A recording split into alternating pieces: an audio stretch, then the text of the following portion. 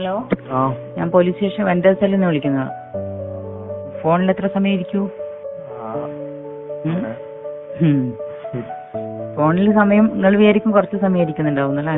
Dashboard നോക്കുമ്പോ മണിക്കൂറുകളോളം പോകുന്നുണ്ട്. അത് മനസ്സിലാക്കിയാൽ മതി. മനസ്സിലാക്കിയാല് നിങ്ങളുടെ ജീവിതത്തിന്റെ ഏറ്റവും നല്ല സമയമാണ് പോകുന്നത്.